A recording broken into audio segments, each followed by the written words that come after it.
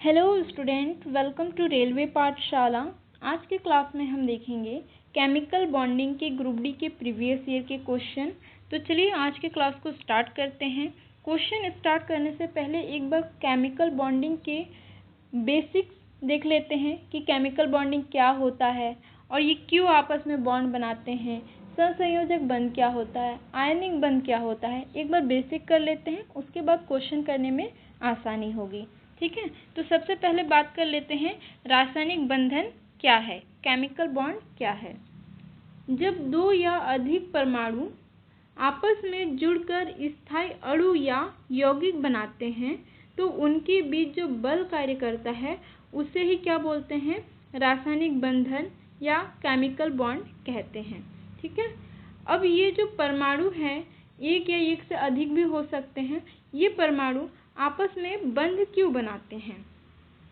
प्रत्येक परमाणु अपनी बाहरी परत में 8 इलेक्ट्रॉन यानी ऑक्टेट प्राप्त करना चाहते हैं, ऑस्टक नियम का पालन करना चाहते हैं, इसीलिए ये आपस में बंध बनाते हैं। ठीक है, अब ये अष्टक नियम क्या है, ऑक्टेट नियम क्या है, इसका जो प्रस्तावक है वो कौन है, लुईस और कौशल। ऑक्टेट नियम को किसने प्रस्तावित किया था, लुईस ने और कौशल ने। परमाणु स्थायित्व प्राप्त करने के लिए अपनी संयोजक परत में 8 इलेक्ट्रॉन प्राप्त करता है या खोता है या साझा करते हैं। ठीक है, या तो किसी से, जैसे अष्टक अपना हर परमाणु चाहता है कि वो अपना अष्टक पूर्ण करे।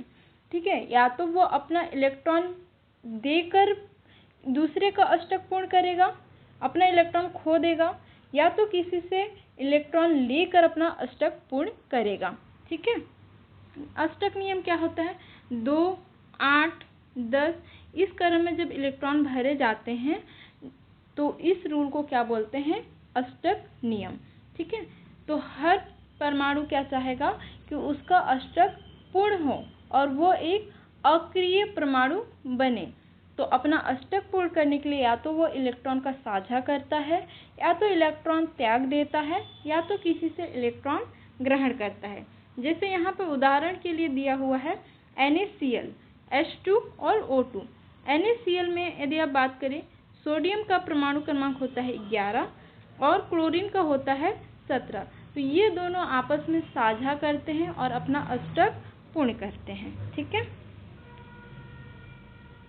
अब बात करते हैं रासायनिक बंधों के प्रकार। रासायनिक बंधों के कुछ मुख्य प्रकार यहाँ पे दिए हुए हैं। पहला है आयनिक बंध। इलेक्ट्रॉन का पूर्ण स्थानांतरण क्या होता है, आयनिक बंध। इलेक्ट्रॉन को पूर्णतः त्याग देता है, उसको क्या बोलते हैं, आयनिक बंध। सहसंयोजक बंध, इलेक्ट्रॉन का साझा करना। यहाँ पे उदाहरण भी दिया हुआ है। आयनिक बंध का उदाहरण NaCl, फिर KBr, ये सब जो है ये किसके उदाहरण है, आयनिक बंध का उदाहरण है जो इलेक्ट्रॉन पूर्णतः त्याग देता है। और सहसंयोजक बंध जो इलेक्ट्रॉन का साझा करता है, दोनों आपस में जो साझा करते हैं उसको क्या बोलते हैं, सहसंयोजक बंध। उसका उदाहरण H2, O2, CH4, ये इसके उदाहरण। तीसरा है धात्विक बंध। आयनों और मुक्त इलेक्ट्रॉनों के आकर्षण से जो बंध बनते हैं उसको क्या बोलते हैं, धात्विक बंध। धन आयनों और मुक्त इलेक्ट्रॉन के जो आकर्षण से जो बंध बनता है उसको क्या बोलते हैं, धात्विक बंध, जिसमें आप देखोगे आयरन, कॉपर और Na, ये सारे क्या होते हैं, धात्विक बंध बनाते हैं। चौथा है हाइड्रोजन बंध। हाइड्रोजन और अत्यधिक विद्युत ऋणात्मक तत्व ONF जैसे तत्व जो और अधिक हाइड्रोजन से अत्यधिक विद्युत ऋणात्मक तत्व जैसे कि ONF के बीच जो बंध बनाती है उसको क्या बोलते हैं, हाइड्रोजन बंध।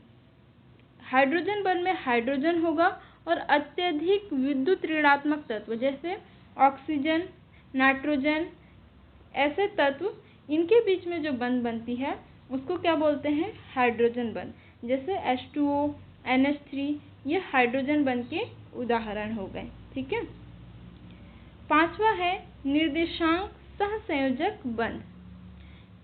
इसमें क्या होता है, एक परमाणु दोनों इलेक्ट्रॉन प्रदान करता है। इसमें जो है निर्देशांक सहसंयोजक बंध में एक परमाणु दोनों इलेक्ट्रॉन को ग्रहण कर लेता है, प्रदान करता है। इन बंध को एक एक करके डिटेल्स में पढ़ते हैं। पहला है आयनिक बंध। इसकी विशेषताएं हैं धातु और अधातु के बीच बनता है। इसमें इलेक्ट्रॉन का पूर्णतः स्थानांतरण होता है। ठोस अवस्था में क्रिस्टलीय संरचना होती है। उच्च गलनांक और क्वथनांक होता है। जल में घुलनशील और विद्युत चालक होता है घोल में। ठीक है, इसका उदाहरण हो जाएगा NaCl, MgO, CaCl2। ठीक है। दूसरे नंबर पे है सहसंयोजक बंध। इसकी विशेषताएं हैं दो अधातुओं के बीच बनता है। सहसंयोजक बंध जो है दो अधातुओं के बीच बनता है। इलेक्ट्रॉन का साझा होता है। ठोस, द्रव या गैस अवस्था में पाए जाते हैं। विद्युत का संचालन नहीं करते और इसका गलनांक कम होता है। उदाहरण के लिए H2O2, CH4, NH3। अगला बात करते हैं हाइड्रोजन बंध का। हाइड्रोजन बंध जब किसी अणु में हाइड्रोजन परमाणु सीधे उच्च विद्युत ऋणात्मक तत्व जैसे ऑक्सीजन, नाइट्रोजन, फ्लोरीन से जुड़ा होता है तो वह पास के दूसरे अणु के विद्युत ऋणात्मक परमाणु से आकर्षित होता है। ऐसे बंध को क्या बोलते हैं, हाइड्रोजन बंध।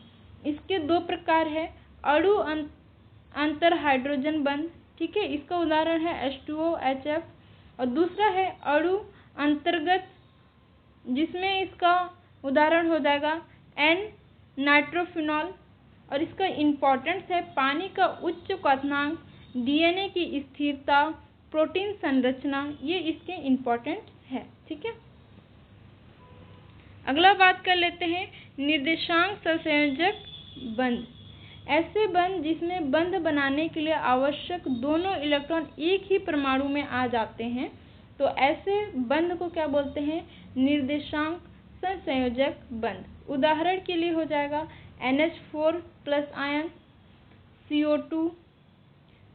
CO। दूसरा है H3O+ आयन। ठीक है। अब बात करते हैं धात्विक बंध का। इसका सिद्धांत इलेक्ट्रॉन सी मॉडल इसका सिद्धांत है। धातुओं में मुक्त इलेक्ट्रॉन धन आयनों के चारों ओर समुद्र की तरह होते हैं जो धातु को विद्युत चालकता, तन्यता और चमक आदि गुण देते हैं। इसीलिए इस बॉन्ड को क्या बोला गया है, इस सिद्धांत को क्या बोला गया है, इलेक्ट्रॉन सी मॉडल। ठीक है। ये धातुओं में मुक्त इलेक्ट्रॉन धनायनों के चारों ओर समुद्र की तरह होते हैं जो धातुओं को विद्युत चालकता, तन्यता और चमक आदि गुण देते हैं। अब आगे बात कर लेते हैं बंध की शक्ति और बंध क्रम की। बंध क्रम होता है 1/2 into bonding electron minus anti bonding electron. उदाहरण के लिए O2 का बंध क्रम हो जाएगा 2, N2 का बंध क्रम हो जाएगा 3, O2 का बंध क्रम हो जाए O2 माइनस का बंध क्रम हो जाएगा 1.5, O2 2 माइनस का बंध क्रम हो जाएगा 1। ठीक है, ये इसके कुछ उदाहरण हैं, आप इसको याद कर लीजिएगा। अब बात कर लेते हैं हाइब्रिडीकरण। जब किसी परमाणु की दो या अधिक कक्षाएं मिलकर समान ऊर्जा वाली नई कक्षाएं बनाती हैं तो उसे हाइब्रिडीकरण कहते हैं। जब किसी परमाणु की दो या अधिक कक्षाएं मिलकर समान ऊर्जा वाली नई कक्षाएं बनाती हैं तो उसे क्या कहते हैं, हाइब्रिडीकरण कहते हैं। हाइब्रिडीकरण sp हो सकती है, sp2 हो सकती है, sp3 हो सकती है, sp3d हो सकती है, sp3d2 हो सकती है। sp जो होगा वो रेखिक होगा, 180 डिग्री पर होगा। इसका उदाहरण हो जाएगा BeCl2, CO2। sp2 जो है त्रिकोणीय समतल होता है, इसका कोण हो जाएगा 120 डिग्री पे ये sp2 बनती है। इसका उदाहरण हो जाएगा BF3। sp3 जो हाइब्रिडाइजेशन होता है वो चतुष्फलकीय होती है, इसका बंध कोड हो जाएगा 109.5 कला। इसका उदाहरण हो जाएगा CH4NH3H2O। CH4NH3H2O इसमें sp3 संकरण पाया जाता है, ठीक है। और sp3d संकरण त्रिकोणीय और द्विपिरामिडीय होती है, जिसमें 120 या 90 डिग्री हाइब्रिडाइजेशन कोण बनता है। इसका उदाहरण हो जाएगा PCl5 और XeF2। और तीसरा जो है sp3d2 संकरण, ये वर्गाकार और समतल होता है, 90 डिग्री इसका कोण बनता है। इसका उदाहरण हो जाएगा SF6 और XeF4, ठीक है। ये इसके कुछ उदाहरण हैं, ये आपको याद कर लेना है, ठीक है। इसमें से डायरेक्ट क्वेश्चन बन सकते हैं, ठीक है। और ये तो आप याद कर ही लीजिएगा कि sp कैसा होता है, रेखिक होता है। sp2 संकरण कैसा होता है, त्रिकोणीय समतल होता है। sp3 संकरण कैसा होता है, चतुष्फलकीय होता है। sp3d त्रिकोणीय और द्विपिरामिडीय होता है। sp3d2 संकरण जो है वो वर्गाकार और समतल होता है। ये आपको याद रखना ही है, और एग्जाम्पल यदि आप याद रख सको तो और भी अच्छा होगा, लेकिन इस पे क्वेश्चन बनते ही हैं। ज़्यादातर sp3 संकरण का पूछा जाता है, sp2 संकरण का ज़्यादातर पूछा जाता है, ठीक है। तो इसको आप डायरेक्टली याद रखोगे। अब बात कर लेते हैं VSEPR सिद्धांत का। इसका सिद्धांत है, केंद्रीय परमाणु के चारों ओर स्थित इलेक्ट्रॉन युग्म परस्पर प्रतिकर्षण करते हैं और इस प्रकार अणु का आकार निर्धारित होता है। और इसका प्रतिकर्षण का क्रम होता है लॉन टू लॉन, उसके बाद लॉन टू बॉन्ड, उसके बाद बॉन्ड टू बॉन्ड। इसके कुछ उदाहरण दिए हुए हैं जो आपको याद रखना है। BCl2 में लाइनर होता है, BF3 में ट्रिगोनल होता है, CH4 में टेट्राहेड्रल होता है, NH3 में पिरामिडियल होता है और H2O में बेंट होता है। अब बात करते हैं मॉलिक्यूलर ऑर्बिटल थ्योरी की। इसके कुछ इम्पॉर्टेंट बिंदु हैं। परमाणु ऑर्बिटल्स जो है मिलकर मॉलिक्यूलर ऑर्बिटल्स बनाते हैं, ठीक है। परमाणु ऑर्बिटल मिलकर क्या बनाते हैं, मॉलिक्यूलर ऑर्बिटल्स बनाते हैं। इलेक्ट्रॉन बॉन्डिंग और एंटी बॉन्डिंग ऑर्बिटल्स में भरते हैं। बंध क्रम से बंध की शक्ति ज्ञात की जाती है। उदाहरण के लिए O2 पैरामैग्नेटिक है क्योंकि इसमें 2 अनपेयर है। यह है आपका मॉलिक्यूलर ऑर्बिटल थ्योरी की मुख्य बिंदु की पॉइंट, ठीक है। इसको आपको डायरेक्टली याद रखना है, इस पर डायरेक्टली क्वेश्चन बनते हैं, ठीक है। अब बात करते हैं फेजन के नियम का। ये नियम बताते हैं कि कौन सा यौगिक आयनिक होगा और कौन सा सहसंयोजक। सहसंयोजकता बढ़ेगी यदि धनायन छोटा और अधिक धनावेशित हो। दूसरा, ऋणायन बड़ा और अधिक आवेशित हो। तीसरा, आयनों के बीच की ध्रुवण शक्ति अधिक हो। जब ये तीनों गुण हम किसी में देखेंगे तो उसमें क्या होगा, सहसंयोजकता बढ़ेगी। फेजन का नियम ये बताता है कि कौन सा आयनिक होगा और कौन सा सहसंयोजक होगा। सहसंयोजक कब होगा, जब ये तीनों कंडीशन फॉलो होंगे। उदाहरण के लिए दिया हुआ है AlCl3 सहसंयोजक, जबकि NaCl क्या होता है, आयनिक होता है। अब आगे बात करते हैं बंध कोण का। यहाँ पे कुछ बंध कोण दिया हुआ है, CH4 का, NH3 का, H2O का, CO2 का और BF3 का। ये आपको डायरेक्टली याद रखना है। CH4 का बंध कोण होता है 109.5 डिग्री, NH3 का बंध कोण होता है 107 डिग्री, H2O का बंध कोण होता है 104.5 डिग्री, CO2 का बंध कोण होता है 180 डिग्री और BF3 का बंध कोण होता है 120 डिग्री, ठीक है। ये संकरण के हिसाब से, ये जो बंध कोण है ये संकरण के हिसाब से बंध कोण है। तो आप पहले ये याद कर लेना कि sp में कौन सा बंध कोण कितना होता है, sp3 में कितना होता है। उसके बाद आप एग्जाम्पल याद कर लेना sp का, sp3 का। तो जैसे एग्जाम में पूछेगा तो आप वहाँ से डायरेक्ट टिक कर सकते हो। लेकिन आप CH4 का अलग से बंद कोड याद करोगे तो ऐसे में आपको बहुत कन्फ्यूज़न हो जाएगी। तो सबसे पहले आपको sp3 मान लीजिए, ये एग्जांपल दे रही हूँ, sp3 में कौन सा बंद कोड होता है आपको ये याद रखना है। फिर sp3 के एग्जांपल कौन कौन से हैं ये आपको याद करना है, फिर आपको एग्जाम में कन्फ्यूज़न नहीं होगी। अब बात कर लेते हैं बंध की लंबाई। दो जुड़े परमाणुओं के बीच की औसत दूरी क्या कहलाती है? बंध की लंबाई, बॉन्ड लेंथ। ठीक है, इसका क्रम होता है, सबसे छोटा होता है त्रिबंध, उसके बाद द्विबंध, उसके बाद एकल बंध। एकल बंध सबसे बड़ा होता है। ठीक है, उदाहरण C और C के बीच में यदि ट्रिपल बॉन्ड है तो सबसे छोटा, डबल बॉन्ड उससे बड़ा, और सबसे लंबा होता है सिंगल बॉन्ड C। ठीक है, अब आगे बात कर लेते हैं। ये कुछ एग्जाम के लिए इम्पोर्टेंट कुछ पॉइंट्स है। सबसे अधिक विद्युत ऋणात्मक तत्व कौन सा होता है? फ्लोरीन 4.0। सबसे कम विद्युत ऋणात्मक तत्व होता है कैल्शियम 0.7। और NH4+ आयन में 4 सिग्मा बंध होते हैं। O2 में पैरामैग्नेटिक और N2 में डायामैग्नेटिक होता है। CO2 रैखिक, NH3 पिरामिडीय और H2 वक्र और वेंट होता है। ये कुछ समरी में निकाली हूँ, जो थ्योरी में लेके आई हूँ उसमें का ये समरी है। ठीक है, ये एग्ज़ाम में पूछा गया है, ये की पॉइंट है जो एग्ज़ाम में कई बार पूछा गया है, हर शिफ्ट में ये पूछे जाते हैं।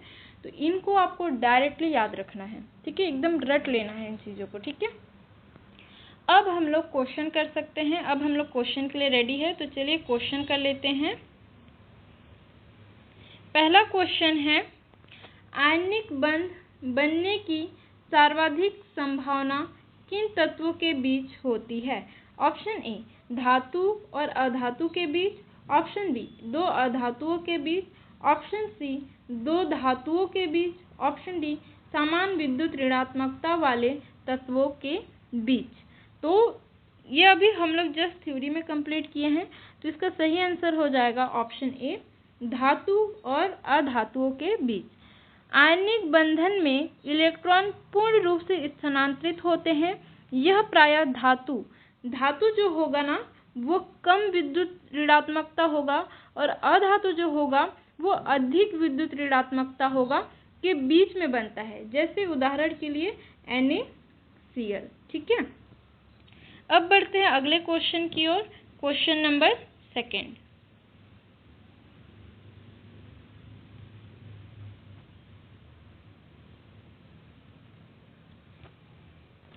HCl अणु में बंधन का प्रकार है। ऑप्शन ए आयनिक, ऑप्शन बी सहसंयोजक, ऑप्शन सी गैर ध्रुवीय सहसंयोजक, ऑप्शन डी धात्विक। तो इसका सही आंसर हो जाएगा ऑप्शन बी सहसंयोजक।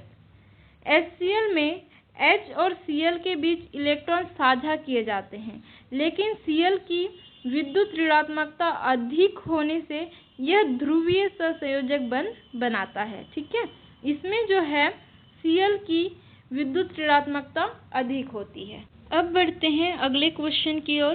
Question number 3। सर्वाधिक विद्युत ऋणात्मक तत्व कौन सा है? Option A oxygen, option B nitrogen, option C fluorine, option D chlorine. तो इसका सही आंसर हो जाएगा ऑप्शन सी फ्लोरीन। ये जो क्वेश्चन है ना 2021 का सेकंड शिफ्ट का ये क्वेश्चन है। तो ये हर शिफ्ट में ऐसे क्वेश्चन पूछे जाते हैं कि सबसे कम विद्युत ऋणात्मक तत्व कौन सा है, सर्वाधिक विद्युत ऋणात्मक तत्व कौन सा है। तो ये आपको डायरेक्ट याद रखना है। ठीक है, अब अगले क्वेश्चन की ओर बढ़ते हैं। Question number 4। ऑक्टेट नियम किसने दिया था? ऑप्शन ए लुईस और Kossel, option B Pauling, option C Heisenberg, option D Bohr. तो इसका सही आंसर हो जाएगा ऑप्शन ए लुईस और कोशल ने। लुईस और कोशल ने प्रस्तावित किया था ऑक्टेट नियम, और इसको अष्टक नियम भी बोलते हैं, कि परमाणु स्थायित्व प्राप्त करने हेतु अपने बाहरी आवरण में 8 इलेक्ट्रॉन प्राप्त करने का प्रयास करता है। हर परमाणु क्या करता है? अपना अष्टक पूर्ण करने की कोशिश करता है। अगला क्वेश्चन है क्वेश्चन नंबर 5।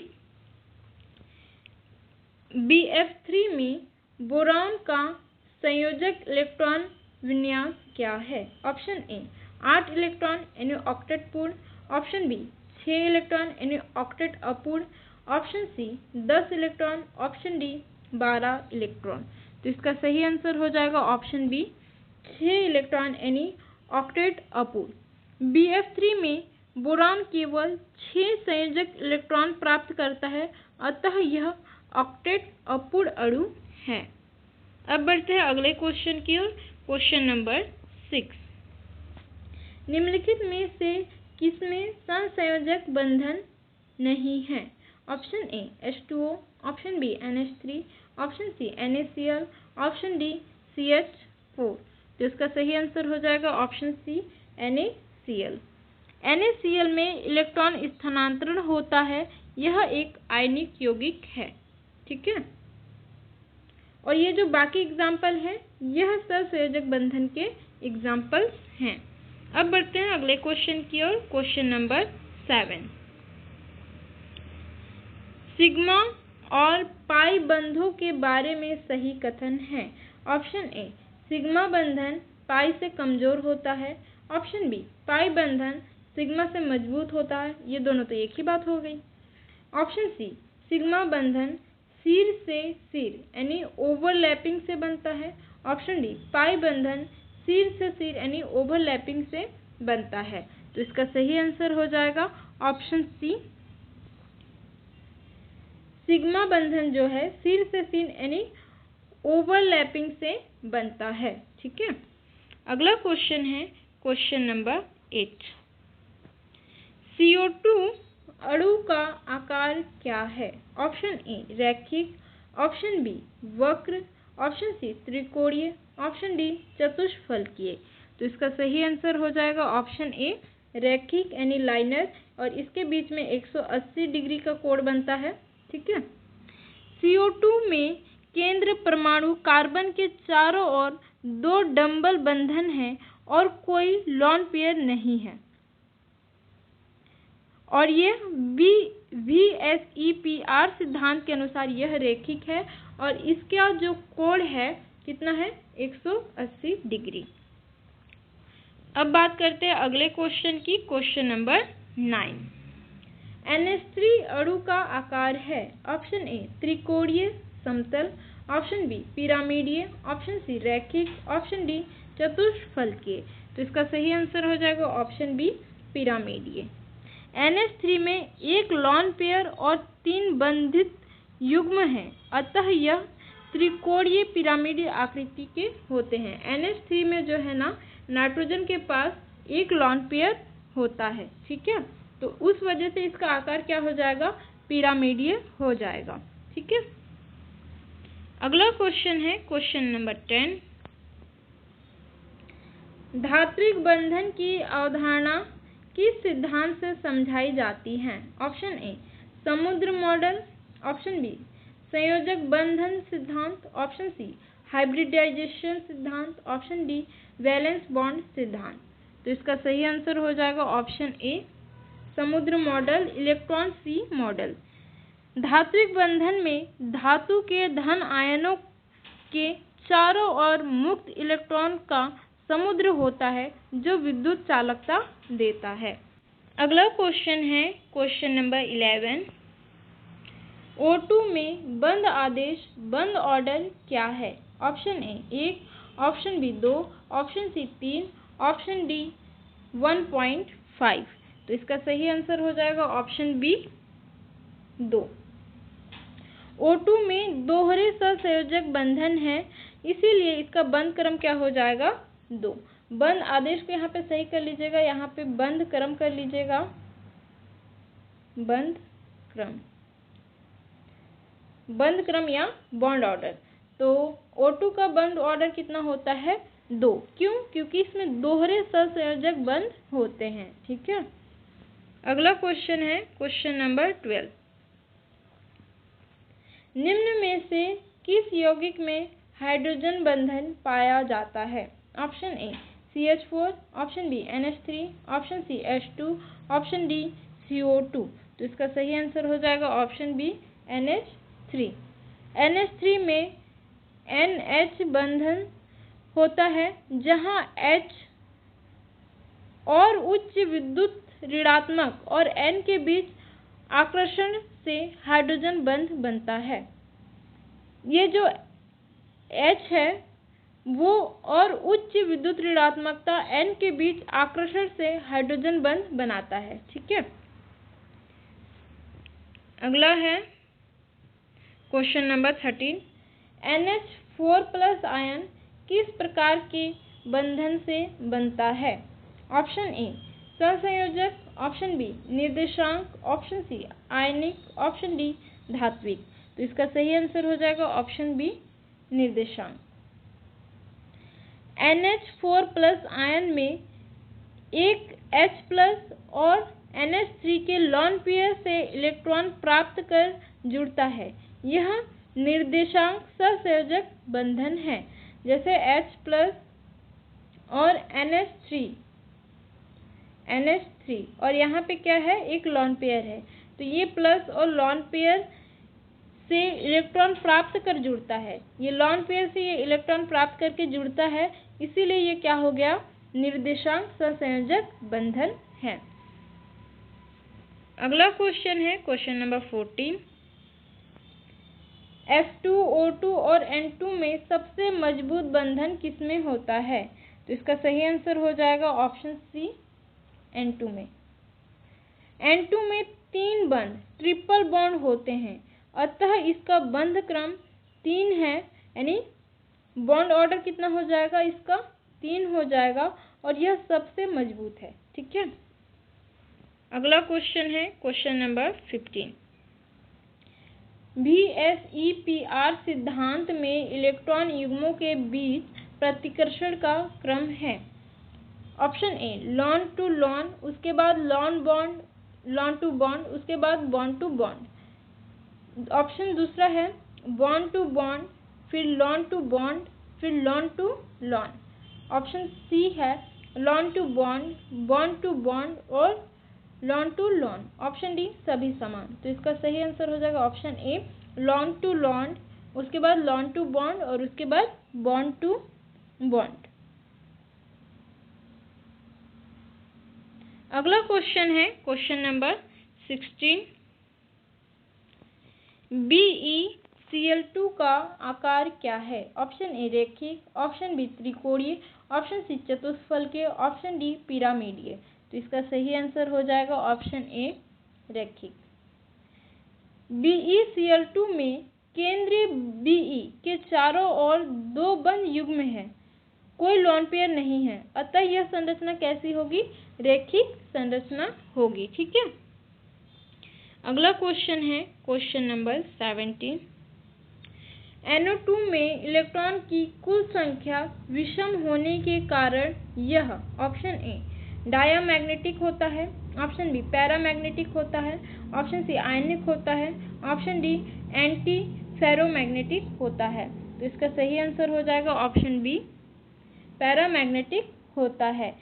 NO2 में एक अनपेयर इलेक्ट्रॉन होता है, इसलिए यह कैसा होता है, पैरामैग्नेटिक होता है। NO2 में एक अनपेयर इलेक्ट्रॉन होता है, मतलब एक अनपेयर मतलब ये तो लोन पेयर हो गया और एक इलेक्ट्रॉन यदि बचा रहता है तो उसको क्या बोलते हैं, अनपेयर इलेक्ट्रॉन। ठीक है, अगला क्वेश्चन है क्वेश्चन नंबर 18। sp3 हाइब्रिडीकरण किस अणु में पाया जाता है? Option A BeCl2, option B BF3, option C CH4, option D CO2। sp3 संकरण किस में पाया जाता है? तो इसका सही आंसर हो जाएगा ऑप्शन सी CH4।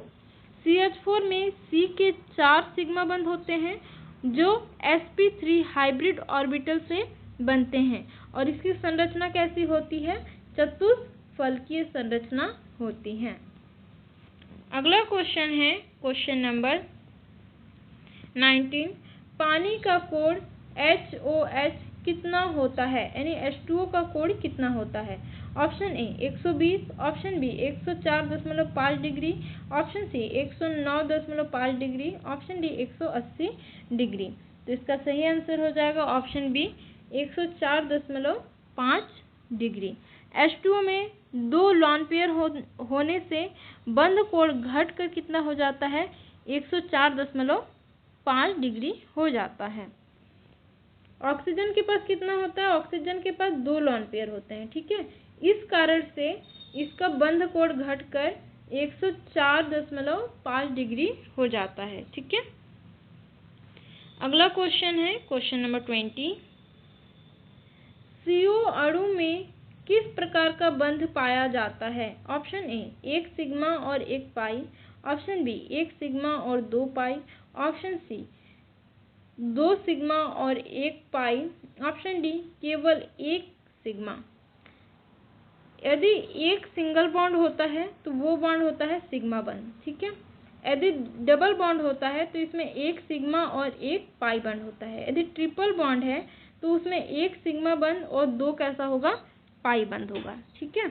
तो CO में कितने बंध होते हैं, तो इसका सही आंसर हो जाएगा ऑप्शन बी 1 सिग्मा और 2 पाई। तो CO में ट्रिपल बॉन्ड होता है जिसमें 1 सिग्मा होता है और ये जो बंध होती है दोनों कैसा होता है, पाई बंध होता है।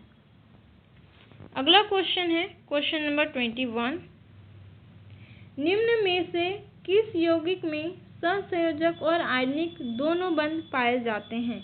Option A NaCl, option B KCN, option C NH4Cl, option D HCl। तो इसका सही आंसर हो जाएगा ऑप्शन सी NH4Cl। NH4Cl में NH4 प्लस आयन जो निर्देशांक बंध द्वारा बना और Cl माइनस आयन जो है आयनिक बंध द्वारा बना है। अगला क्वेश्चन है क्वेश्चन नंबर 22। किस यौगिक में बंध क्रम सबसे अधिक है, यानी बंध ऑर्डर सबसे अधिक है। Option A O2, option B O2 plus ion, option C O2 minus ion, option D O2 minus 2 ion. तो इसका सही आंसर हो जाएगा option B O2 plus ion. अगला क्वेश्चन है क्वेश्चन नंबर 23। पाई बंध किस प्रकार के कक्षीय ओवरलैप से बनता है। ऑप्शन ए सिर से सिर, ऑप्शन बी पार्श्विक, ऑप्शन सी तिरछा, ऑप्शन डी कोणीय। तो सिर से सिर जो होता है वो सिग्मा बंध बनता है और पार्श्विक जो होता है उससे क्या बनता है, पाई बंध बनता है। जैसे ये P कक्षक है और ये S कक्षक है, तो ये सिर से सिर है तो यहाँ पे सिग्मा बंध होगा और ये जो P कक्षक है इसके साथ एक P कक्षक ये है, तो यहाँ पे ये जो पार्श्विक है तो यहाँ पे क्या होगा, पाई बंध और पाई बंध होता है, ठीक है। तो पाई बंध किससे बनता है, पार्श्विक यानी साइड वाइज ओवरलैप से बनता है। अगला क्वेश्चन है क्वेश्चन नंबर 24। F2 अणु में बंध की लंबाई सबसे अधिक होती है क्योंकि पाई बंध अधिक है, ऑप्शन बी सिग्मा बंध कमजोर है, ऑप्शन सी फ्लोरीन का आकार छोटा है, ऑप्शन डी यह ट्रिपल बंधित है। तो इसका सही आंसर हो जाएगा ऑप्शन बी सिग्मा बंध कमजोर है।